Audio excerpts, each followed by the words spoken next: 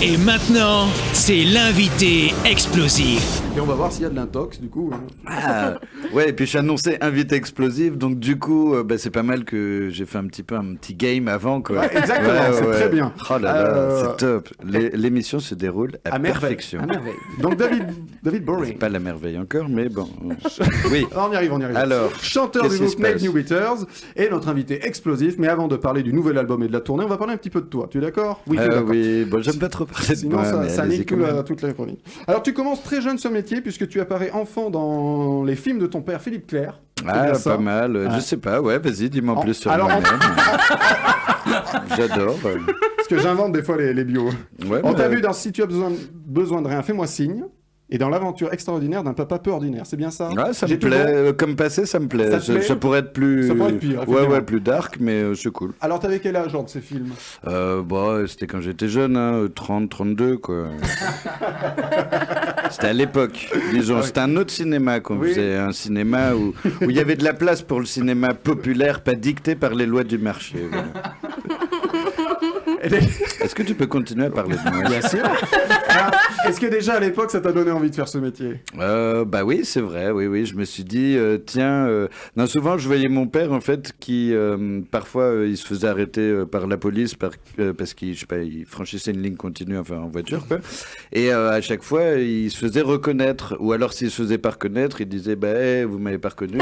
Et du coup il se faisait sauter les amendes. Et là je me suis dit, c'est pas con comme technique. Ah, voilà. Voilà ce qui m'a donné envie de faire. C'est pas plus compliqué que ça, se simplifier la life sur certains points. J'avais peur de la police à l'époque. Ah oui, et maintenant? Oh non, plus du tout. Plus du tout. Ouais, je leur dis, vous me reconnaissez pas? Ils font non. Bon, J'étais en voiture avec mon père en 86. Courant 90, tu rencontres Eurobélix et Martin Luther B.B. King. C'est bien ça? Ouais, vas-y, continue. Non, c'est bon. Parce que comme tu m'as dit que j'étais dans l'intox, j'ai mal pris. Ouais, qui seront les futurs membres des Nave New Beaters. Alors, la rencontre se fait où? La rencontre se fait lors d'un stage, stage en entreprise qu'on était obligé de faire en seconde, et c'était dans un bricorama. C'est vrai? Oui, c'est vrai en plus. C'est une belle anecdote. Ouais. C'est les stages d'observation. Hein. Oui. D'ailleurs, on a relaté cette anecdote dans un film qui s'appelle Yo Pékin. Mais j'allais y venir, on va en parler. Je transitionne vers toi. On va en parler. Alors, avant, j'aimerais savoir d'où viennent ces pseudos. David Boring, c'est un clin d'œil à David Bowie. Oui, c'est vraiment. D'habitude, on n'aime pas trop dire que c'est des pseudos parce que c'est quand même nos vrais prénoms. Ah oui, non, mais. Mais bon, c'est vrai que là, du coup, je suis grillé. Donc d'accord, non, c'est je suis en train de pédaler dans la semoule et je sais plus si je dois maintenir le mytho, mais en même temps, tout le monde sait que c'est pas du tout nos vrais. Non, mais je me suis trompé de fiche. Il y a personne qui peut s'appeler Martin Luther B.B. King, ce qui est le nom du guitariste. Donc je me dis aussi qu'il faut arrêter de prendre les gens pour des cons, et en même temps, je peux pas casser non plus tout un mythe. Donc je vais choisir l'option. Ce sont des noms et prénoms qui ont été donnés par nos parents. Merci de le respecter. on le respecte entièrement. Voilà. On les salue. C'est dans les années 2000 que vous formez les Nave New Beaters. Et je peux demander le nom du groupe, parce que j'aime beaucoup savoir, moi, comment naissent les noms de groupe. Ou c'est un vrai nom et que c'est pas un pseudo. Le groupe est né comme ça. En fait, on s'en rappelait plus trop. Pour moi, ça venait on avait déjà trouvé 3 initiales NNB. Mm-hmm. Enfin, à la base, ça commençait par 2 NB. Et puis, je trouvais ça cool de mélanger des lettres et des chiffres, ensemble. Mais en fait, ça avait pas trop de sens. Donc, du coup, on a écouté le premier morceau qu'on a fait parce qu'on a essayé de trouver un nom de groupe dès le premier morceau. Et on s'est dit, tiens, notre musique, ce titre, qui était l'unique titre qu'on avait composé. Il est plutôt, fresh. C'est assez nouveau comme style. Et puis, il y a du beat. Donc si on est un peu fresh, naïve, et que c'est un peu nouveau, new, et qu'il y a du beat, beaters, Naive New Beaters, c'est imposé à nous. C'est aussi simple que ça. Voilà, parfois il faut pas se prendre la tête. C'est en 2007 que vous sortez votre premier maxi vinyle, Bang Bang. Oui, je crois que c'était un peu avant, en fait, 2004. 2004, très bien. Wikipédia. Il y a eu un bon accueil à l'époque? Ah oui, en fait, non, c'était 2007. Pardon. Non, mais en fait, notre premier s'appelait That's What I Like, sorti en 2004. Mais c'était un officiel, celui-ci? Ouais, carrément officiel, mais c'est vrai qu'il n'y a aucune archive dessus. C'est un peu comme un truc qui est passé à la trappe. Une ghost track. Ouais. Alors qu'il y a un morceau qu'on continue à jouer il y a encore 1 ou 2 ans. qui était dedans, qui s'appelait L.A. Et alors, le Bang Bang, bon accueil à l'époque Oui, c'était très sympa, ouais. Voilà, c'est la première fois qu'on avait eu un petit truc à la téloche. Dans le Grand Journal, ils avaient parlé de nous et de notre clip où je me prends plein de trucs dans la tronche pendant 3 minutes. Ah, ça fait C'est un clip où je me prends plein de trucs dans la tronche pendant 3 minutes. des trucs qui font mal. Oui, globalement, j'avais assez mal et surtout, on a fait ça dans, plusieurs prises. dans le parking chez mes parents et à un moment, je me prends des claques par mon père qui m'a jamais donné de claques, mais là, il s'est un peu vengé pour les 20 années où il m'a pas donné de claques. Donc là, il y avait des revers de main, des machins, ça faisait Ça lui a hyper fait du mal, bien. quoi. Et en plus, vu que c'était dans mon parking qui était assez sale et qu'il y avait plein d'objets qu'on ramassait, que ça retombait par terre, j'ai eu une teigne. Alors, je ne savais pas ce que c'était moi non plus. Et au début, ça a commencé comme une sorte de brûlure de cigarette sur ma joue. Et puis ça a grandi, mais comme un stigmate. Ça faisait comme un rond de... comme quand tu poses un verre sur une table et ça fait un rond. Et ce stigmate grandissait, ça a fait toute ma joue. Voilà. Bah, tu vois, garde cette anecdote pour une prochaine carte. Ouais. La même année, vous participez au concours CQFD, organisé par l'hebdomadaire Les Inrecuptibles. Alors, comment s'est passé ce concours? Je crois qu'il s'est bien passé. Oui, c'est vrai. À l'époque, mais je ne sais pas si ça existe encore, le CQFD, mais en tout cas, c'était un peu, quand tu étais un groupe amateur, c'était vraiment le Graal. C'était genre, fallait tout faire pour être dans le CQFD, quoi. Donc même si tu connaissais, je sais pas, un stagiaire qui faisait n'importe quoi au ménage chez les Inrock, enfin, fallait essayer de faire passer ta démo, fallait faire un truc, quoi. Et on l'a eu et c'était sympatoche. Et vous avez ensuite été contacté pour faire des premières parties, notamment Calvin Harris, Ah oui, The Kills. oui, c'est vrai. C'est vrai, mais tout est vrai. Et c'est en 2009 que sort le premier album, Wallace. Exact, C'est ça, pardon, c'est excuse-moi. bien ça, Ouais, j'oublie à chaque fois de dire exact, mais Exact. tant que je te contredis pas, c'est que c'est bon. Ok, on va dire. Alors, quel style c'est, les Nave New Beaters? C'est de la pop rappée. Alors, si on veut étayer la description, on pourrait dire de la pop rappée avec des sentiments un peu chaloupés. C'est beau. Voilà, beau. ouais, moi aussi. Et vos Ça m'a influences, mis la chair de poule. Ah non. et vos Je influences à tous les trois? Elles sont un peu chacun différentes pour chacun. Je dirais que Eurobellix, qui est l'homme machine mais avec du cœur, lui c'est plutôt toute la musique un peu boom boom, mais aussi un gros coup de cœur aux Beatles et au rap français. Martin Luther B.B. King, qui est guitariste pasteurisé, lui c'est AC/DC, les gros mouvements hard rock, Steve Vai, tout ça, guitariste super. Et moi je crois que c'est, je sais pas, plus les icônes de la pop, quoi. Michael Jackson, Bob Marley. David Bowie. Voilà. En 2012, c'est le deuxième album qui s'appelle La Honda. Oui. Et là, vous faites la première partie des Smashing Pumpkins. C'est dur à dire. Ah oui, c'est vrai, on a fait 3 zéniths avec eux. Alors, ça s'est bien passé? Ça s'est bizarrement passé. Enfin, si, c'était hyper cool, mais du coup, on n'avait même pas le droit de regarder leur balance. Ah ouais. Le soundcheck, c'est-à-dire avant, pour préparer la salle à ton concert, on n'avait pas le droit de regarder. Et même, une fois, on a quand même regardé, on est rentré dans la salle pendant qu'ils faisaient leur balance. Et là, on s'est fait hyper engueuler par le sort de tour manager qui nous a même dit, je cite, motherfucker. Ah. Qui veut dire... Ah oui, quand même. On ne le dira pas. Qui veut dire, c'est pas très cool ce que vous faites, les gars. Tenez-vous bien. Donc, il y a du secret dans les Smashing Pumpkins quand ils font leur balance, apparemment. Non, mais en fait, globalement, les parce gros qu'ils font du groupes, les gros groupes ricains comme ça, t'as pas trop accès. Même si tu fais la première partoche et même si t'as envie de t'entendre bien avec eux. Ou alors peut-être ils n'avaient pas envie de s'entendre bien avec nous. Enfin bon, quoi qu'il arrive, c'était sympa. Bon, très bien. Alors, on y vient. En 2015, tu réalises Yo Pékin. Alors, c'est quoi ce film? Alors, c'est un moyen-métrage. Oui. Alors, c'est quoi ce film? Ça parle de quoi? En fait, c'est un film qu'on a fait à partir de notre tournée en Chine. On était convoqués un peu par les instituts ambassades pour jouer pour les 50 ans des relations diplomatiques franco-chinoises.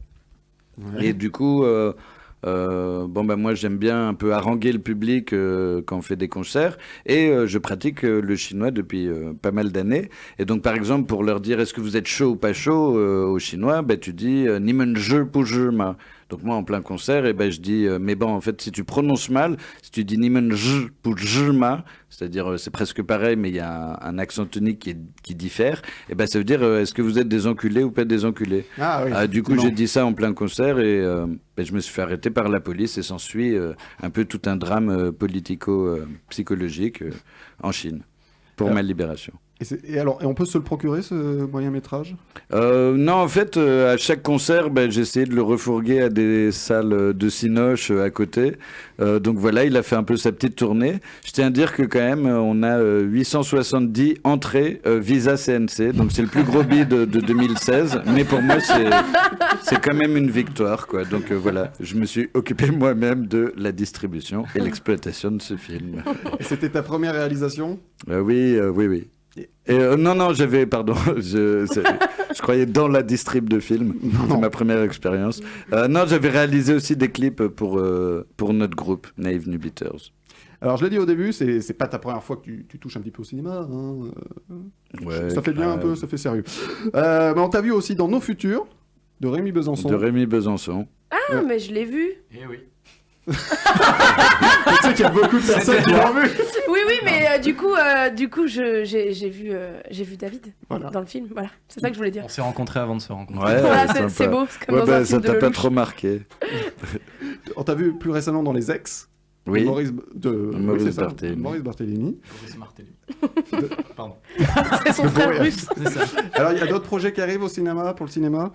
Est-ce que tu seras à l'affiche du Gaston Lagaffe? Oui, Ah. mais je sais pas s'il fallait que je dise ou pas. Ah, t'étais Bon, voilà, je le dis. c'était écrit sur Allociné. Ok, en même temps, si c'est écrit, mais c'est que tu peux me j'ai quand contredire. même le droit. Ouais, Intox. Non, oui, je joue Bertrand Labévu. Très bien. Putain, trop cool. Ouais, trop cool. Ça sort bientôt, là? Oui, c'est en avril, En- je crois. Oui, il me l'année semble. prochaine, ouais. Oui. Aïe, aïe, aïe. Aïe, aïe, aïe. Putain, ça se trouve, tu vas avoir des emmerdes avec moi, à cause de moi. Mais c'était sur Allociné, hein. Ils vont te couper du film et te remplacer par un acteur. Comme Ah ouais. ça. Kevin Spacey. Faut bien C'est qu'il ça, trouve un- on peut pas s'avancer, quoi. Il y a Les Beaux Esprits aussi. Oui, mais que je suis pas sûr que ça va être le titre final. Ah, au d'accord. final. Faut qu'ils se mettent à jour Allociné. Ouais. Moi, j'ai que ça. hein. Mais c'est très bien, c'est le prochain film de Vianney Le Basque qui avait fait Les Petits Princes. Et c'est sur un fait divers drôle mais pas drôle. C'est en 2000, pendant les JO paralympiques de Sydney, il y a l'équipe de basket pour déficients mentaux espagnols qui ont fait semblant d'avoir une équipe de déficients mentaux alors qu'il y avait 2 déficients et tout le reste était des valides et ils ont gagné la médaille d'or, fait la couverture de El País. Et ils ont dû rendre C'est leur génial. médaille. Le magot. Et on s'est aperçu aussi que les finalistes qui étaient les Russes, les 2 meilleurs marqueurs étaient aussi des valides. Donc ils avaient eux aussi triché. Et les du salauds. coup, l'épreuve a été... Bel esprit. elle n'existe plus, cette épreuve. En 2016, retour à la musique avec le 3e album, À la folie. Le premier single, c'était Hill Tomorrow avec Isia, single qui a été certifié platine. Ça veut dire quoi, platine? C'est combien de 20 ventes? millions de streams, bébé. Et bam. Et bam. Ah oui. Ça fait beaucoup, hein. 20 millions de streams, bébé. Alors, c'est un album toujours aux sonorités rock électro. Pop rappé, ouais. Pop. Ça se fout de ta gueule en Comment régie. c'est ma gueule en régie? Ah, je te jure.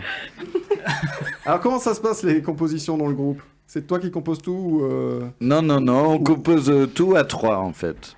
Et là, spécialement pour cet album, en fait, on s'était un peu fait tous les 3 larguer à peu près au même moment par nos copines, enfin en l'espace de 2 mois, quoi. Et donc là, on s'est vraiment un peu enfermé dans une sorte de manoir en Ardèche, et où on s'est dit, vu qu'on n'a plus de copines, on n'avait plus non plus de label à l'époque, donc on s'est dit, on va s'enfermer et s'étioler ensemble pour faire de la musique et se fédérer et renaître de nos cendres. Et on va recycler nos sentiments. C'est une musique à développement durable, voilà. Et ça a fait du 20 millions. Du 20 millions. Du 20 Bam, stream. Vous avez fait l'Olympia il y a pas longtemps, c'était le premier Olympia? Oui, premier Olympia. On avait déjà joué, mais c'était pas notre Olympia, quoi. On avait joué en première partie de Pete Doherty qui n'était jamais venu. Donc en fait, c'était un peu notre 2e Olympia. Et c'est tout s'est vrai. bien passé? Et tout s'est très bien passé. C'était excellent. C'était plus qu'un concert, en fait, parce qu'il y avait, vu que c'était vraiment le premier Olympia, t'avais tous les fans d'il y a longtemps, quoi, de nos débuts, qui sont venus, En qui ont 2004. ramené leurs parents, leurs grands-parents. Il y avait beaucoup de gens de plus de 80 ans. Et du coup, ça faisait comme une sorte de concert, mariage, kermesse. C'était assez atypique comme concert. Eh bien, si vous voulez aussi voir les Nave New Beaters, il y a des dates en province. Le 18 novembre, vous serez à Gignac. Gignac, superbe. C'est Gignac. là là. Le 1er décembre à Chelles. Le 2 décembre à Wagny. C'est la fin de la tournée, là. Ah oui, exact. Voilà. Et pour vous voir à Paris, c'est le 14 décembre. Il y aura la Christmas Party à la Machine du Moulin Rouge et il y aura plein de copains. Voilà, c'est un peu une soirée pour dire bon, bah ça y est, c'est fini la tournée. Voilà. Bah, en même temps, c'est un peu triste comme soirée, donc on va pas l'annoncer comme ça. C'est une soirée pour annoncer que c'est bientôt Noël. Ah oui, aussi, Ouais. du coup. Et du coup, la tournée, vous avez laissé le temps de réfléchir à un nouvel album Ou ça va être un peu repos. On est en train d'y réfléchir. Enfin, on se fait déjà des sessions pour composer un nouvel album. J'essaie de choper les infos. Hein. Glan. Alors, avant qu'on s'écoute Monte Cristo, j'aimerais qu'on revienne. J'aimerais que tu nous parles de la NN Beer. Ah, superbe breuvage. C'est une bière blonde chaloupée et encapsulée. Voilà, on l'a fait. En fait, à côté de chez moi, il y a une cave à bière qui a ouvert il y a quelques années et j'y ai découvert les bières IPA, Indian Pale Ale, qui sont vachement houblonnées et je sais pas, pour moi c'était un peu nouveau. Moi qui n'aime pas trop la bière, en fait, je me suis dit waouh, il y a des bières trop bonnes en fait. Et là, du coup, je me suis dit bah il faut qu'on fasse notre propre bière. Et donc j'ai commencé à chercher des micro-brasseurs et des brasseurs et je me suis fait envoyer bouler. Et puis j'ai envoyé des textos à pas mal de gens que on m'a dit tiens envoie, c'est des brasseurs. Moi je savais pas trop si c'était des brasseurs, mais enfin j'ai envoyé les textos quand même. Il y en a un qui m'a répondu ah c'est une blague téléphonique. Et je lui ai dit non c'est vrai, on est les Nave New Beaters, on voudrait faire de la bière. Il a fait ah non c'est fou, je suis fan, j'ai vu 4 concerts, allez viens on se voit la semaine prochaine. Et puis une semaine après on s'est bu une bière, on s'est bourré la tronche, à boire avec modération. Et ensuite 10 jours après on était dans la ferme de Alex de District et on était en train de faire notre recette et de concasser l'orge avec Martin Luther B.B. King qui a même joué le solo de Stairways to Heaven devant la cuve à bière, à Nave New Beer. Voilà, c'est une bière, donc c'est une bière blonde qu'on fabrique, la Nave New Beer. Alors, on peut se la procurer où sur votre site internet? Oui, il y a quelques sites qui la vendent, et sinon elle est dans quelques VNB, dans des bars à Paris comme le Barbès, le Mansart, tout ça. Très bien. Eh bien, on Et ira- toutes les infos sont sur navenewbeer.com. Très Et bien. l'alcool est à consommer avec modération. Bien Exactement. sûr. Et David Boring des Nave New Beaters est avec nous jusqu'à 21h. Eh bien, on va s'écouter le titre Monte Cristo du dernier album À la folie. C'est mon préf.